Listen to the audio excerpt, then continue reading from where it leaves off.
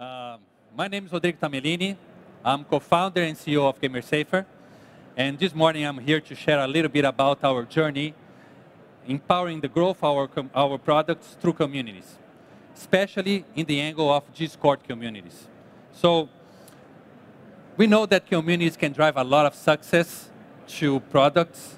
And in the past couple of years, we are really using Discord in that sense. And today we will share some of our learnings and fails and how can we really empower the growth of your product through a community. So before going to that, I will just explain briefly what GamerSafe does to give you context. What was the hypothesis of working with communities and how we really take this into the real world. Why we decided to use Discord to empower the product growth. And of course, we failed. And I'll give you and share some real facts behind the failures, what we learned, how we repeat, and how we finally succeed in this path. And finally, try to check some key takeaways and be open for questions. But first things first, what GamerSafe does. GamerSafe is a cybersecurity solution working with multiplayer games, esports, and online communities. We are a VC-backed business founded 4 years ago. And our mission is to scale safe and fair play experiences to millions of players worldwide. As many of you know, online experience can be amazing. We can learn, have fun, and connect with people through games and social platforms. But all those online experiences have several challenges, including crimes, fraud, and toxicity. It's very common for us to find things like bullying, harassment, hate speech, sexism, racism, identity theft, scams, bots, fake accounts, grooming, predation, and many other challenges. And we are here to solve that and scale fair and positive experiences to millions of players worldwide. Why we think we are able to give this talk today? Because of our traction. Our product was launched by late 2021, and today we protect 15 million players in 6-7 countries, and we work with over 10,000 communities worldwide. The first major game using our technology was a small game called Minecraft, right? Okay. Probably you never heard about Minecraft, but maybe you heard about Microsoft, the owner, right? But we also work with other communities, esports platforms, securing competition integrity, Discord communities, and also non-endemic gaming brands. So we have customers like telcos and banks. Well, let's really go to the hypothesis and why we started using community to drive our product. And now we'll rewind on time, okay? This is early 2021. We had in our minds an MVP design. We were just starting, we are building our technology, but of course we need somewhere to really deploy it and test it and see how it works. Then we start looking into Minecraft. So Minecraft is unique in a way that it's a huge game, but has this third-party server ecosystem. So there are thousands and thousands of Minecraft servers out there. And we say, okay, let's connect with those servers through a plugin with our technology so we can really test things out and see how this goes. We already have contacts with many servers, so the natural path of let's try to build a community. A community that becomes like our alpha testers.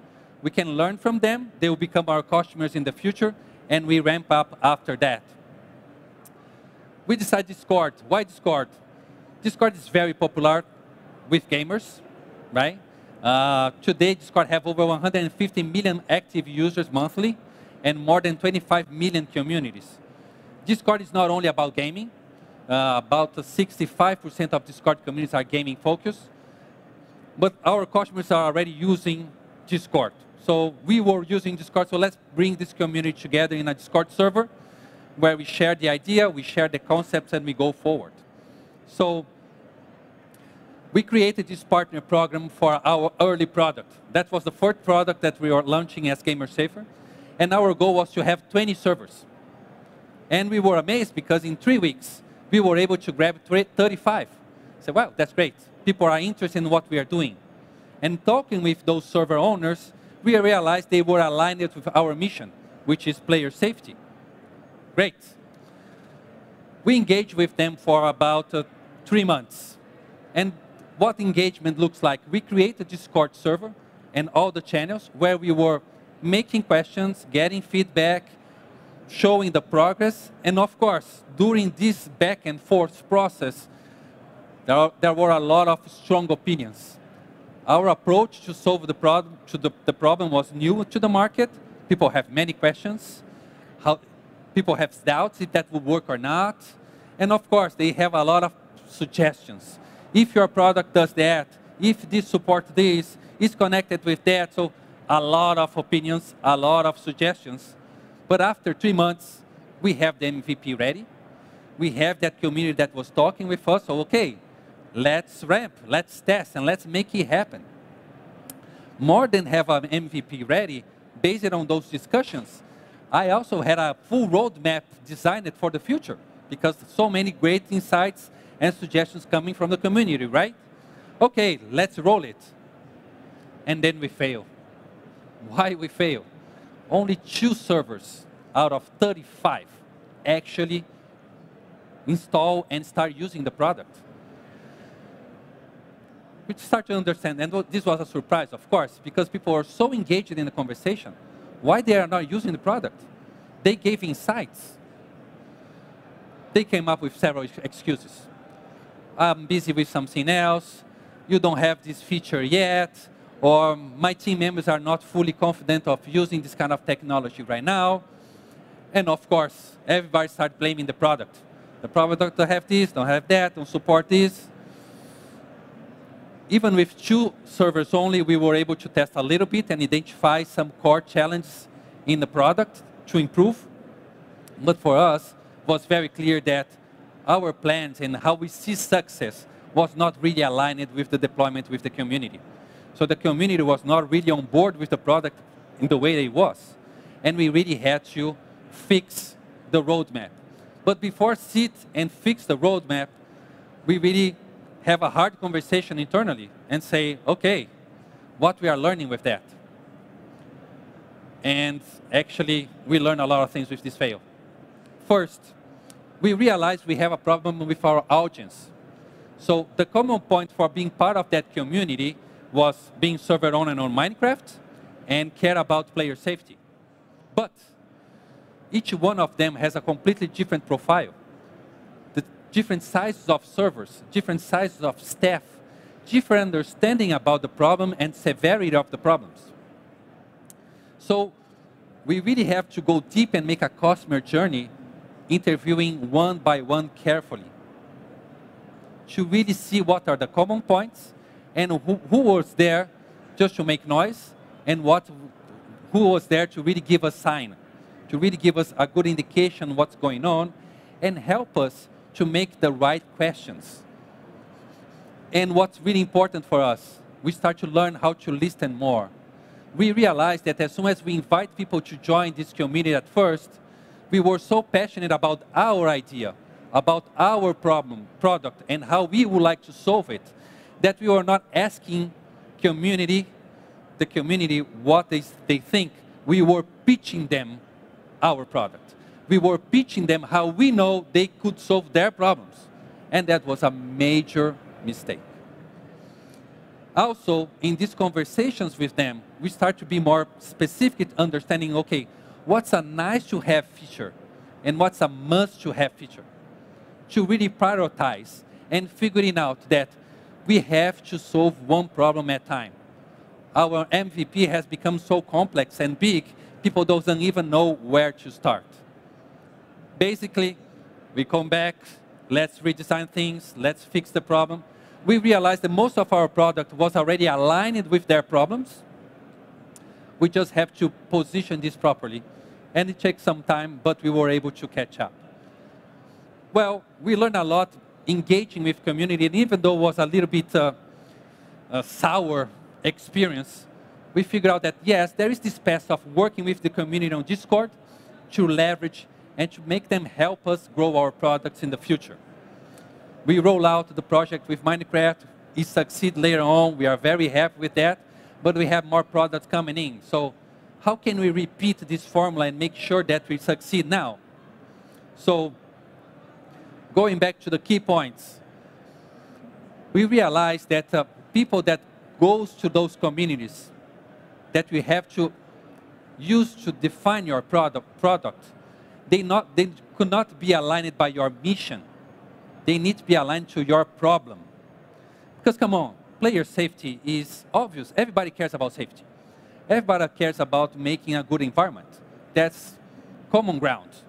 But how they are solving specific problems is how you have to align the audience.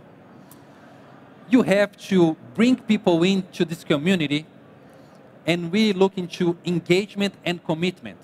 So what we realized in the past was people are part of the community, but they are not giving inputs, or they are not really committed to use whatever we bring together. So we start to say, whenever we roll out this again, there is a minimum commitment to be part of this group.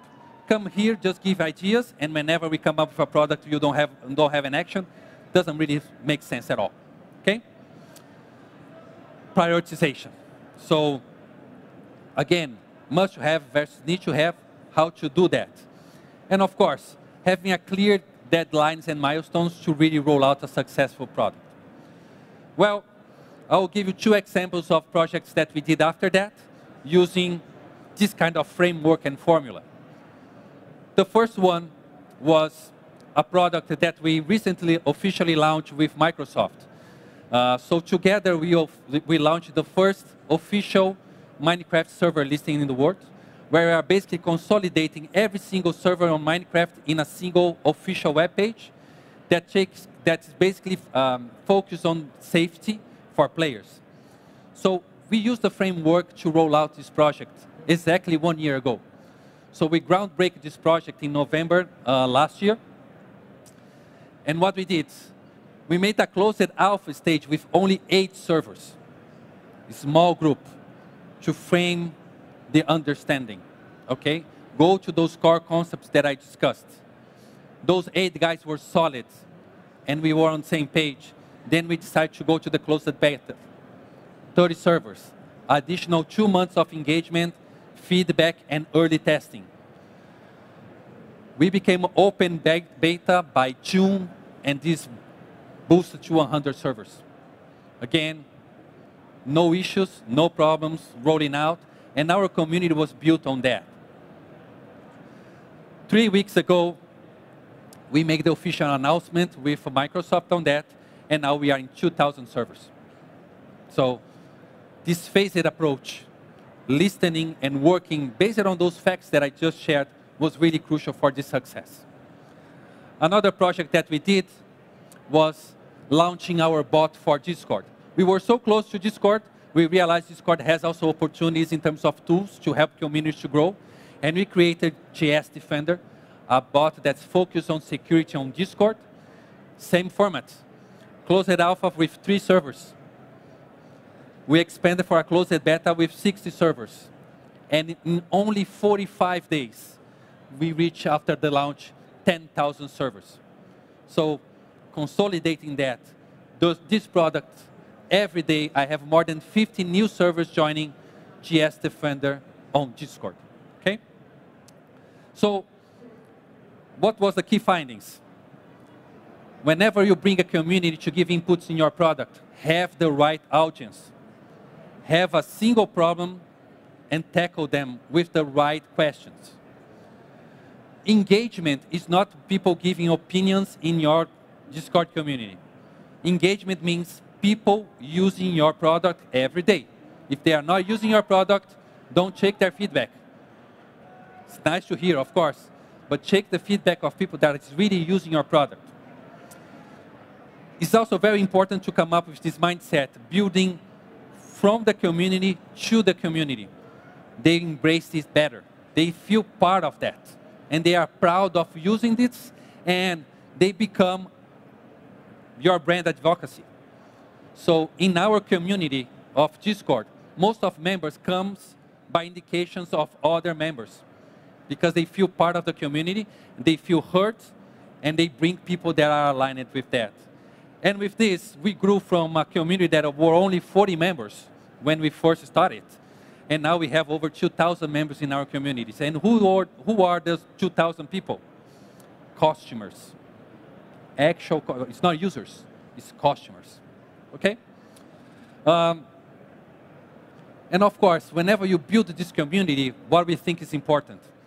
Don't make a community about your products. Make a community about your value proposition.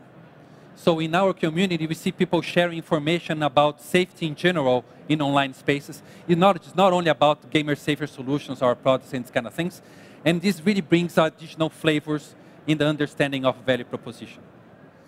And finally, do it right, okay? So it's an open space where people can contribute and provide inputs and value. So be careful, privacy, security, community guidelines, and other details are important in order to keep this community first safe and under control. Especially at Discord, if you build a community at Discord, you have to be concerned on security level from three main layers. What happens on the user level, what happens with admin level, and what happens on the bot level. Okay? So usually with users, we are concerned about malicious behavior. Okay? So having the right tools over there is important to make sure this is a safe space for players and for members. On admin level, be careful. It's fairly easy for you to hack a Discord account, and hackers love to do that and blow out your community. So there is some tools that you have to be intentionally putting in place in order to secure your solution. And of course, on the bot layer, there are many kinds of bot attacks. Be careful with the bots that you install in your Discord server. Many of them are malicious, and they are not a good idea. I strongly recommend anyone that has a Discord server to use GS Defender, because we basically solve all of those three challenges and help you to build great communities. With that, I would like to thank you. Our booth is right behind this stage. We'll be there the whole day, open to discuss and share more details about how we build it and how we do things. And once again, thanks for having us. And if someone has any question, still have 2 minutes to be open to them.